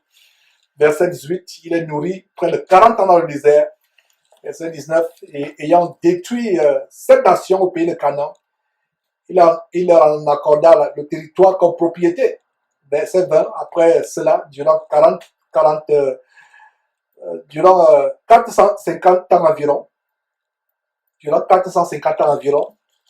il leur donna des juges jusqu'au prophète Samuel. Verset 21, ils demandèrent un roi. Et Dieu leur donna pendant 40 ans Saül, fils de Kis, de la tribu de Benjamin. Dieu n'a jamais voulu que son peuple ait à sa tête un roi, parce que son fils devait être établi comme le roi des rois, le Seigneur des seigneurs. Et comme aujourd'hui, ces faux pasteurs dans ces synagogues de Satan, leur temple abominable, ils se donnent les noms de rois, les noms de généraux de ceci, généraux de cela, rois de ceci, commandants de ceci, ils sont les rois. C'est des rois de Satan. Ce ne sont pas les rois selon Dieu. Dieu a voulu que Jésus-Christ soit le roi des rois. C'est lui qui a la royauté dans le corps de Christ. Aucun homme ne doit s'élever. Nous sommes frères les uns les autres. Nous ne devons pas élever qui que ce soit. Aucun homme dans le corps de Christ ne doit s'élever. Nous sommes frères. Donc, verset 22, puis l'ayant rejeté, il en suscita pour roi David, auquel il a rendu ce témoignage. J'ai trouvé David, fils d'Isaïe, homme selon mon cœur, qui accomplira toutes mes volontés. Verset 23, c'est de la postérité de David que Dieu, selon sa promesse, a suscité à Israël un sauveur qui est Jésus-Christ. Alors comment, par le Saint-Esprit, Paul annonce la venue de Jésus-Christ. Et voyez comment Paul est versé dans les Écritures. Donc Paul avait beaucoup étudié la loi, c'est pas par hasard qu'il était docteur de la loi. Il avait étudié ces choses, mais il parle de la loi qu'il connaissait dans les moindres détails pour les amener à Christ.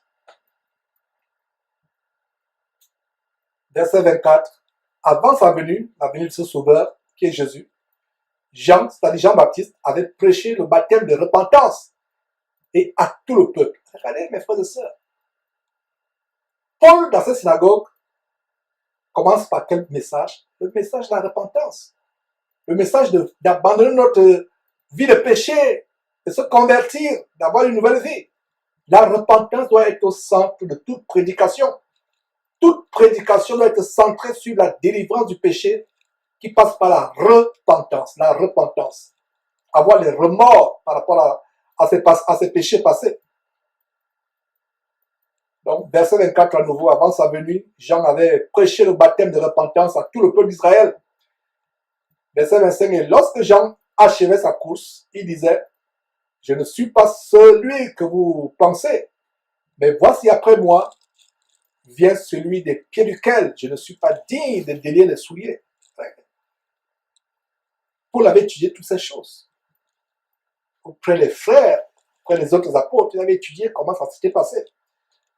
Parce qu'il n'a pas été physiquement avec Jésus pour expérimenter ces choses. Donc après sa conversion, j'imagine Ananias et surtout Barnabas et les autres disciples lui enseignant tout ce qui s'était passé, tout ce que Jésus avait fait.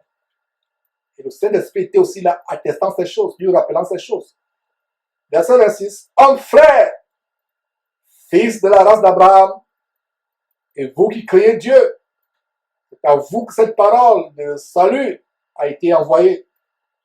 Verset 27, les habitants de Jérusalem et leurs chefs ont fait quoi? Ont méconnu Jésus et en le condamnant, ils ont accompli les paroles des prophètes qui se lisent chaque sabbat.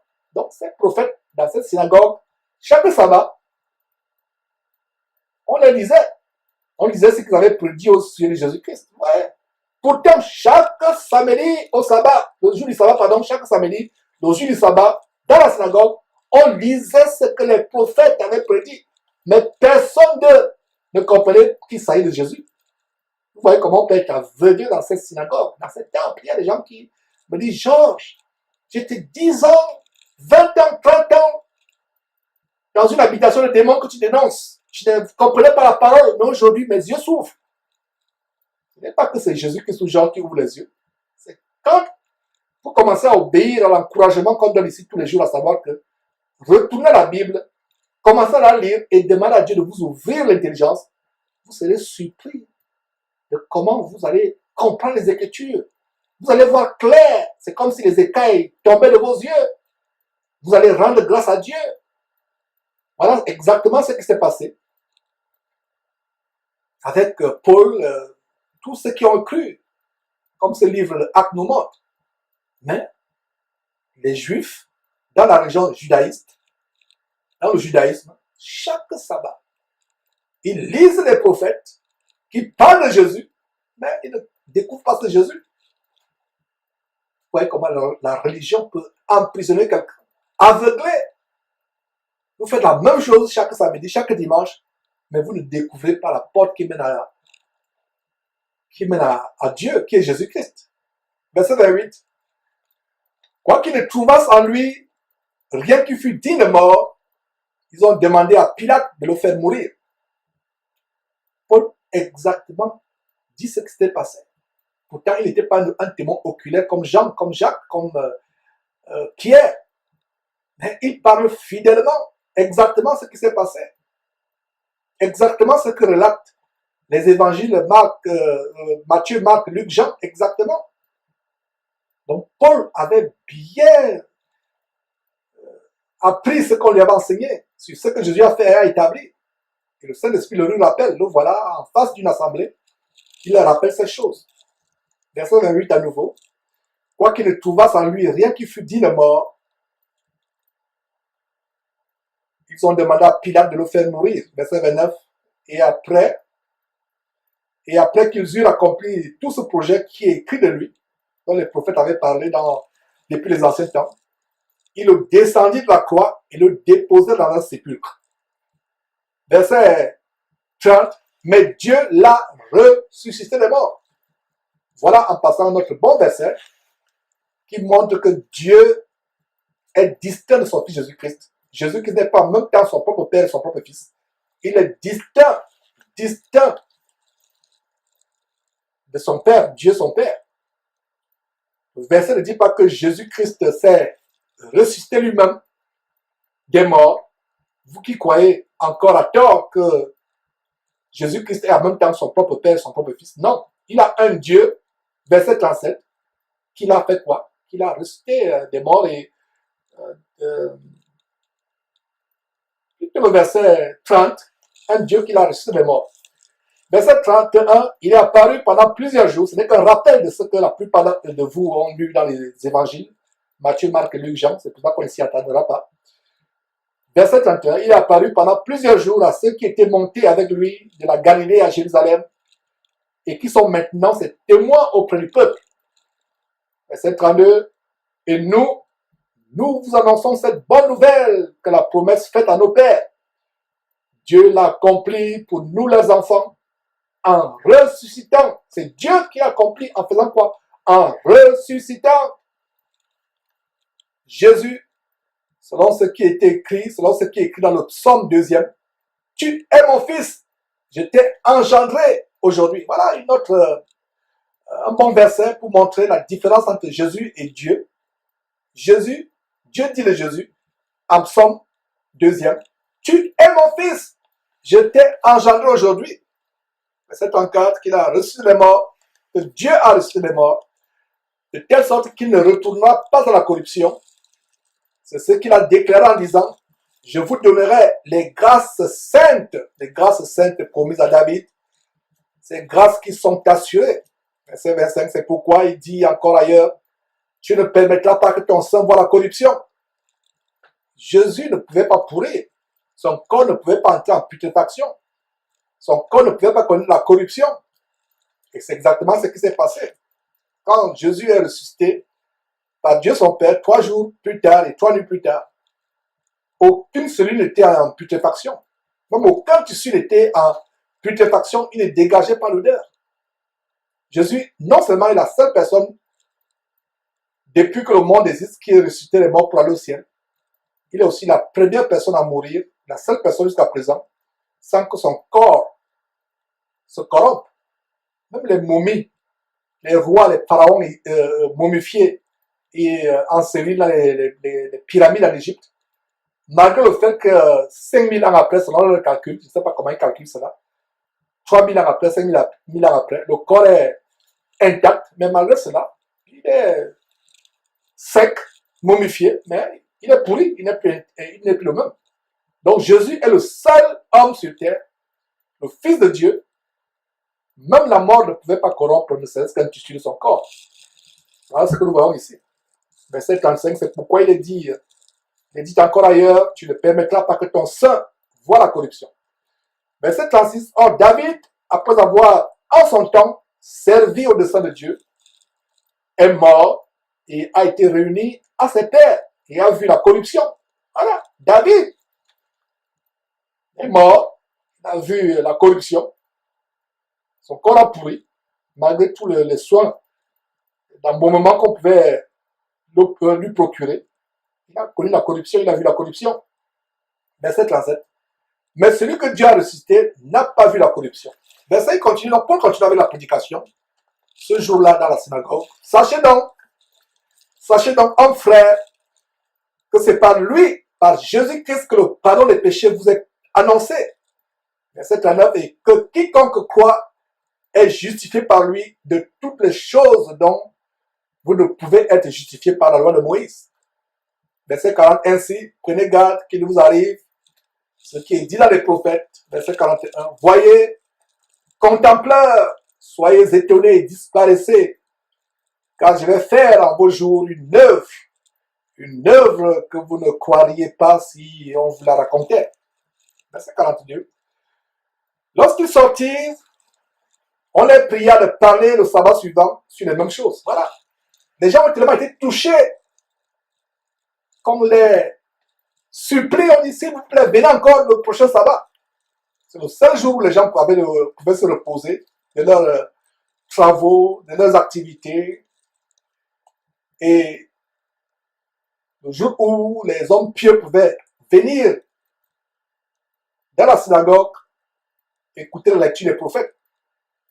Ils écoutaient ces lectures, sabbat après sabbat, ne sachant pas que ces prophètes parlent de Jésus-Christ, étant dans l'aveuglement. Mais voilà que Paul et Barnabas viennent, Paul donne ce sermon, ils sont touchés. Et au verset 42, on les prie, on dit s'il vous plaît, venez le samedi prochain, nous prêcher les mêmes choses. Cela nous a touchés, cela nous a plu, venez encore. Verset 43, et à l'issue de l'assemblée, c'est-à-dire qu'à la fin de cette assemblée, cette réunion, beaucoup de juifs, regardez, beaucoup de juifs et de prosélytes pieux suivirent Paul et Barnabas qui s'entretèrent avec eux et les exhortèrent à rester attachés à quoi? À la synagogue? Non, à la grâce de Dieu. Et la grâce de Dieu, c'est en Christ Jésus uniquement. Donc voilà, on les supplie de venir le sabbat prochain, suivant, le dimanche, le samedi prochain, le samedi suivant. Donc, qu'est-ce qui se passe, verset 44?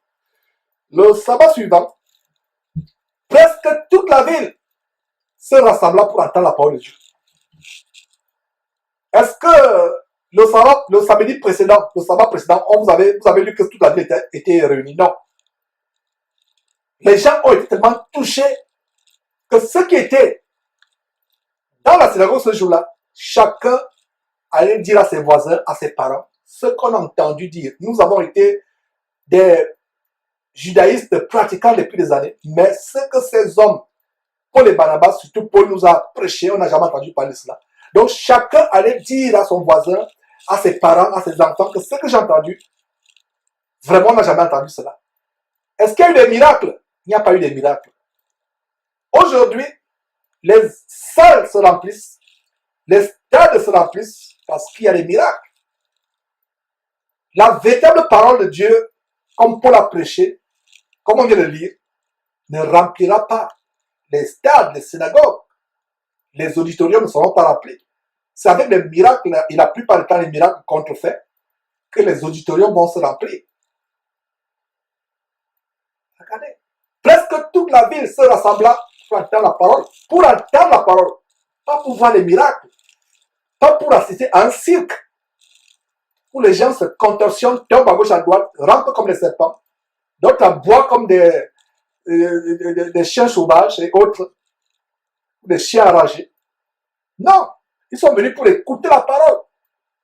Ça, c'est l'une des rares fois dans la Bible où nous voyons comment des foules et des foules, presque une ville entière, vient pour faire quoi? Pas pour écouter les fables et les généalogies, pas pour assister à des miracles, mais ils viennent uniquement pour écouter la bonne nouvelle du Seigneur Jésus-Christ. Regardez comment les gens avaient l'intérêt pour la parole de Dieu. Aujourd'hui, la Bible, telle que je l'enseigne, ne fait plus de foules. Vous voulez faire des foules, enseignez-leur comment ils peuvent être des rois sur terre, comment ils peuvent être des hommes d'affaires, comment ils peuvent être riches, comment ils peuvent accomplir des grandes choses sur terre et faire des miracles. Les salles vont s'accomplir. Mais prêchez l'évangile de la repentance, l'évangile de la renonciation au péché. Aujourd'hui, si vous avez même 10 personnes qui vous suivent, c'est un miracle. Comme actuellement, il y a combien? Il y a une centaine de personnes qui suivent sur YouTube. Mais si c'était le bandit voyou, Makosso, Camille Makosso, ou l'autre bandit voyou qui est au Bénin, Charles Passo, qui est dans une ville pour faire ses miracles mensongers, ou ses tours de magie, des foules et des foules devaient aller, mes frères et sœurs. Mais heureux êtes-vous, vous qui êtes peu et qui vous attachez à cette bonne parole que nous prêchons, que je prêche, cette parole de délivrance du péché, cette parole de repentance, cette parole de retourner à l'authenticité de la parole de Dieu. Pas l'évangile chocolat, pas l'évangile bonbon, pas l'évangile caramélisé, mais l'évangile qui délivre effectivement, qui fait de nous de nouvelles personnes. Voilà ce que je prêche. Donc regardez comment le dimanche, pardon pas le dimanche, le samedi suivant, presque toute la ville se rassembla pour entendre la parole de Dieu. Verset 45. Les Juifs, pas les non-Juifs, mais les Juifs, voyant la foule, furent remplis de jalousie. Beaucoup de pharisiens et de sadducéens étaient remplis de jalousie. Ils disaient, mais comment ça? On n'a jamais rassemblé presque toute la ville. Mais qui sont ces dieux-là? Qui est Paul, qui est Barnabas? Au point de remplir toute la ville. Alors, regardez ce que la jalousie peut faire. Mes frères et sœurs, jaloux de telle ou telle personne, jaloux de son ministère, jaloux de ce qu'il a accompli, chacun de nous, je parle des vrais serviteurs de Dieu, chacun a reçu dans le corps de Christ sa portion de champ à défricher ou à ensemencer ou à récolter. Chacun de nous. N'envions pas le ministère de quelqu'un. N'envions pas, l'envie ne vient pas de Dieu. Quand il y a l'envie et la jalousie, c'est des sentiments qui sont inspirés par le diable. Donc regardez ce que la jalousie va produire. Donc ces gens étaient émerveillés, ces juifs, ils disent, mais nous on n'a jamais attiré l'attention de presque toute la ville. Mais qui sont ces étrangers?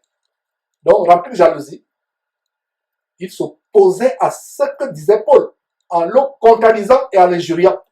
C'est ce qui se passe aujourd'hui sur les nouvelles plateformes telles que Facebook, YouTube. Quand vous postez des enseignements bibliques pour vous dire la vérité, n'ayant pas les versets bibliques pour vous contredire, n'ayant pas les arguments bibliques, des versets bibliques pour vous contredire, qu'est-ce qu'ils font? Ils versent dans l'invective, ils versent dans les injures, dans les moqueries, ils vous insultent, ils vous tellent tous les noms. Il n'y a rien de nouveau sur le soleil. Regardez ces juifs, remplis de jalousie, s'opposent à ce que Paul enseignait, et le contredisent, le critiquent, les jurys. Verset 46. Paul et Barnabas leur dirent avec assurance, c'est à vous premièrement que la parole de Dieu devait être annoncée, mais puisque vous la repoussez et que vous jugez vous-même indigne de la vie éternelle, ils se jugent eux-mêmes indignes de la vie éternelle, voici, nous nous tournons vers les païens. Voilà comment Barnabas et Paul vont se tourner vers les païens. Ils vont se tourner vers les païens. Et il y a un détail, comparez ce verset 46 avec le récit où Paul, par la puissance de Christ en lui, a rendu aveugle Élimas, le magicien qui s'opposait. Nous voyons un deuxième groupe qui s'oppose. Nous voyons au verset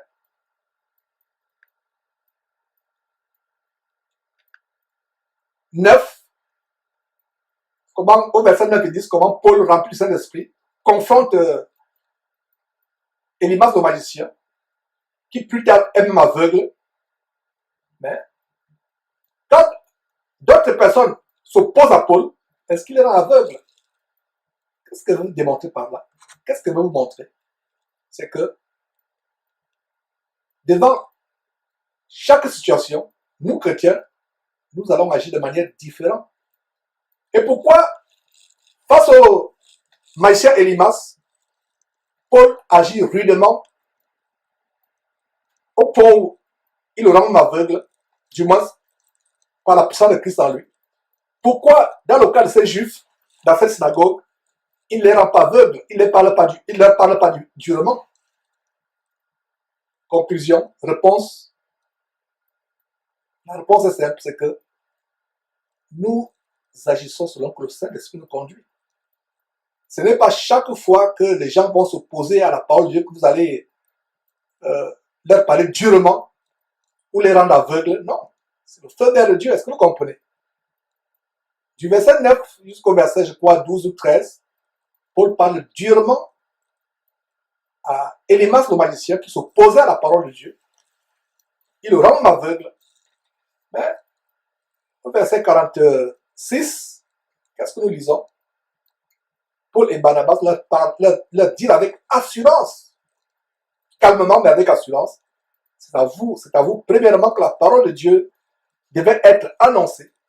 Mais puisque vous la repoussez et que vous vous jugez vous-même indigne de la vie éternelle, voici, nous nous tournons vers les païens. Verset 47, nous allons vers la fin. Car ainsi, nous l'a ordonné le Seigneur, j'étais établi pour être la lumière des nations, pour porter le salut jusqu'aux extrémités de la terre. Et quel bonheur, c'est ce que nous faisons aujourd'hui. Quel bonheur de savoir que depuis Houston au Texas, à ce grand jour du samedi de l'an de grâce 2019, le 26 octobre, en direct, je peux enseigner la parole de Dieu et les gens la reçoivent en direct à des milliers de kilomètres, à l'autre extrémité de la terre en Afrique. Quel bonheur! Donc quand le diable a inspiré ses agents à créer des réseaux tels que Facebook, Instagram ou de créer des satellites, etc., ils ne savaient pas que c'est pour la gloire de Dieu. Parce que c'est Dieu qui a créé les ondes, l'électricité, les réseaux par lesquels Internet passe ou le satellite. C'est Dieu qui a créé toutes ces choses. Le diable et ses agents ne font qu'usurper la création de Dieu. Donc voilà comment, mes frères et sœurs, au temps de Paul, pour porter la parole de Dieu, la parole du salut jusqu'aux extrémités de la terre, il fallait marcher, il fallait aller de lieu en lieu. Nous, aujourd'hui, on a la technologie. Et malgré cette technologie, est-ce que nous arrivons à atteindre les gens avec la parole de Dieu? Regardez comment il est dit de Paul qu'en 2 ans, il n'y avait même pas encore les avions, les bateaux de croisière à grande vitesse. Il n'y avait pas encore les TGV, etc., les trains à grande vitesse. Mais en 2 ans, sans Internet, sans la radio, sans la télévision, Paul atteint en 2 ans toute l'Asie. Est-ce qu'aujourd'hui, avec Internet, avec le satellite, nous pouvons atteindre le maximum de personnes? que cette question nous fasse réfléchir. Mais c'est une joie de savoir que mes frères et sœurs, en direct dans ce grand jour, nous pouvons atteindre les gens qui nous suivent à travers l'Afrique. Surtout la plus grande audience, c'est en Afrique. Le satellite, c'est la plus grande audience. C'est un encouragement. Donc regardez comment Dieu a prévu qu'à un moment, on n'aura même plus besoin de se déplacer. On vous attend avec la parole de Dieu. Vous êtes assis dans le confort de votre salon ou allongé sur votre lit en train de recevoir la parole de Dieu. Quelle bénédiction! Et quand vous voyez cette avancée technologique, c'est la preuve que Dieu voudrait que toute la terre écoute la parole de Dieu. Et quand toute la terre aura écouté l'évangile de Jésus-Christ, c'est la preuve que le Seigneur Jésus-Christ n'est pas loin. Et je peux vous affirmer, mes frères et sœurs, qu'il n'est pas très loin. Verset 47 à nouveau, c'est « Car ainsi Dieu nous l'a accordé ». Disons plutôt ce qui est, voilà, c'était, excusez-moi, c'est lapsus.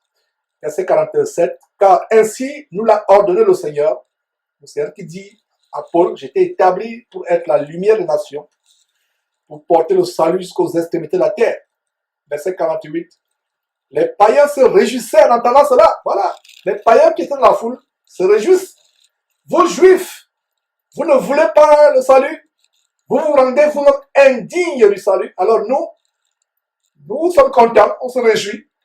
Et quand il est au verset 48, il glorifiait la parole du Seigneur. Et tout ce qui était destiné à la vie éternelle crut. Tout ce qui était destiné à la vie éternelle. Et cette phrase, ce bout de verset, au verset 48, à savoir que et tout ce qui était destiné à la vie éternelle crut, ce bout de phrase nous remplit de joie. Ce n'est pas n'importe qui est destiné à la vie éternelle. Vous pouvez enseigner la parole de Dieu à quelqu'un matin, midi, soir. Ça ne lui dira rien. Vous pouvez allumer Jésus qui t'aime dans votre maison à longueur de journée. Aucun membre de votre famille n'est intéressé par ce qui passe. Si Jésus Christ t'aime, il va dire encore ce fou-là qui vous aveugle avec ses enseignements bidons, comme ce sont mes enseignements, alors que c'est la parole de Dieu. Ils ne pourront pas croire. Vous leur prêchez la parole de Dieu, ne croient pas. Alors c'est une grâce, mes frères et sœurs, pour nous d'y croire. Ça veut dire que Dieu nous a destinés à la vie éternelle. Verset 49. La parole du Seigneur se répandait dans tout le pays. Verset 50, ce que je vous annonçais il y a quelques minutes. Mais, à contrario, à l'opposé des païens qui se réjouissaient, qui glorifiaient Dieu de ce que la parole de Dieu les avait atteints, glorifiaient Dieu. Que font les Juifs? Verset 50. Mais les Juifs excitèrent les femmes dévotes de distinction. Les femmes dévotes, ça veut dire les femmes dévouées, des distinctions, des bonnes femmes. Regardez comment les Juifs vont les détourner. Et Satan passe toujours par la femme parce que la femme est émotionnelle. C'était les femmes distinguées, les femmes de distinction, dévouées, pourtant dévouées. Mais regardez comment les Juifs, inspirés par Satan, vont les détourner. Ils passent par les femmes. Parce qu'ils savent la puissance de séduction, la puissance émotionnelle de la femme. Puissance émotionnelle de la femme. Quand Jésus, en Jean chapitre 2, se rend aux noces de Cana, le vin manque, la mère de Jésus, Marie, intercède, ils n'ont plus de vin. Parce que Jésus dit, femme, qu'y a-t-il entre toi et moi? Il y a une puissance de séduction qui est placée en la femme, que Dieu a placée à la femme. Et Satan l'utilise. C'est pour ça que Dieu interdit à la femme d'enseigner. Le premier péché, le péché originel, dans le jardin concernant les êtres humains, Adam et Ève, Satan est passé par qui? Par l'homme? Non. Satan savait que s'il passait par l'homme, l'homme devait résister. Mais il passe par la femme. Et la femme plus tard séduit son mari, Adam. Ève séduit son mari. Il y a une puissance de séduction qui passe par la femme. Verset 50, mais les Juifs excitaient les femmes Pourquoi ils n'ont pas excité les hommes? C'est pour la raison que je viens de vous expliquer. Mais les Juifs excitaient les femmes dévotes de distinction. Ce qui m'afflige, c'est que ces femmes, c'était pourtant des femmes qui étaient dévouées, qui avaient la crainte de Dieu, des femmes distinguées.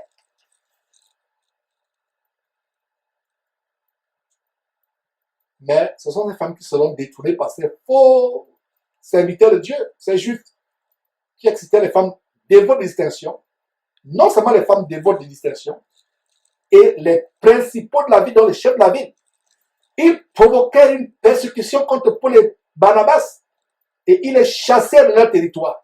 Voilà ce que la jalousie peut produire.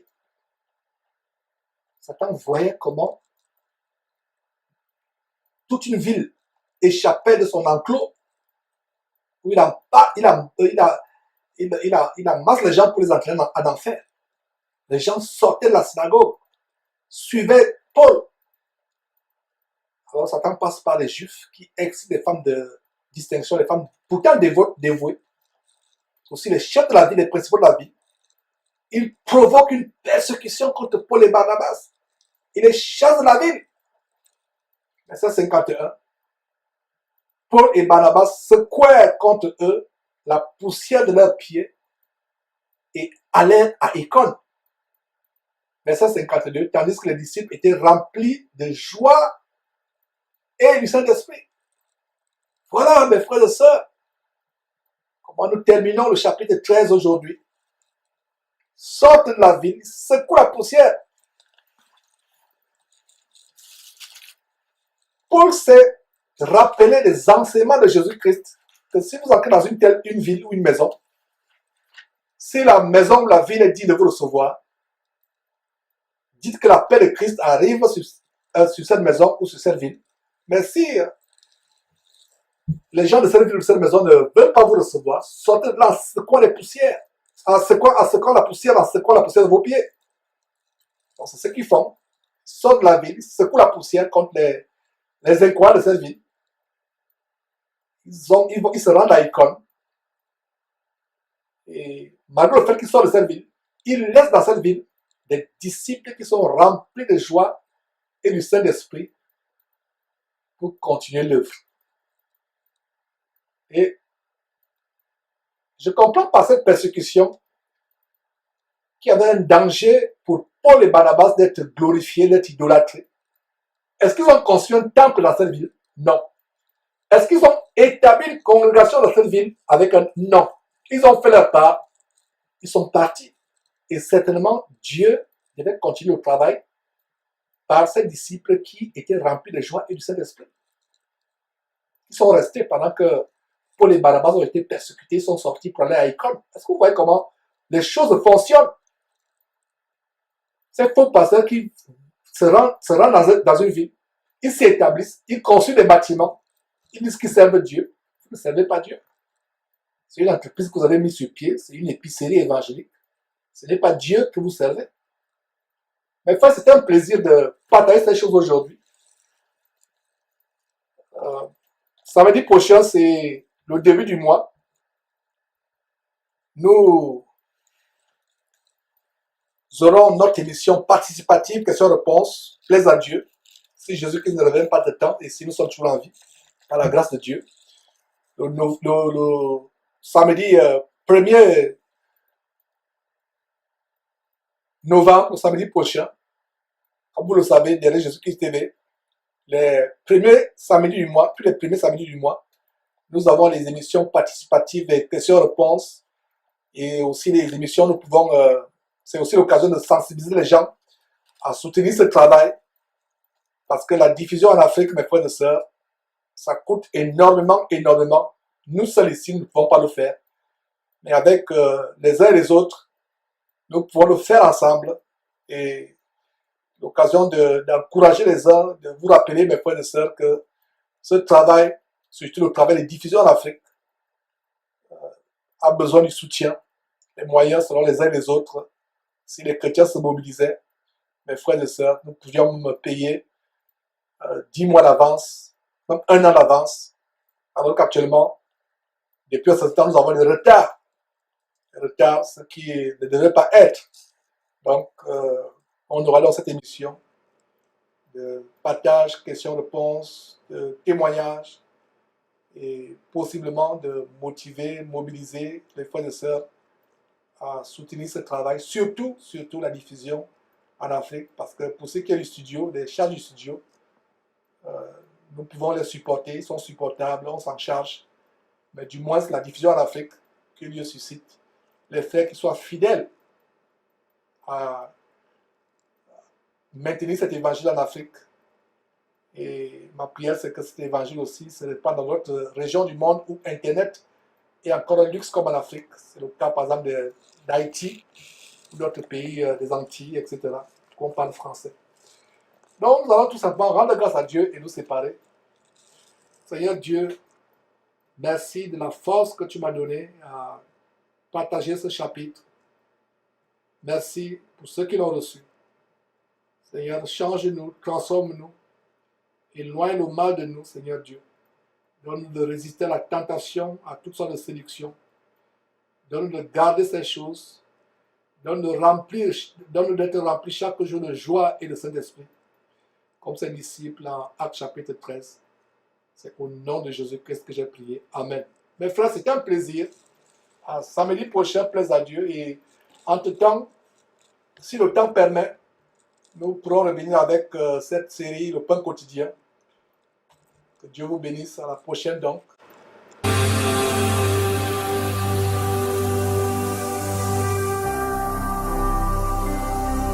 Jésus-Christ TV, vous connaîtrez la vérité et la vérité vous affranchira.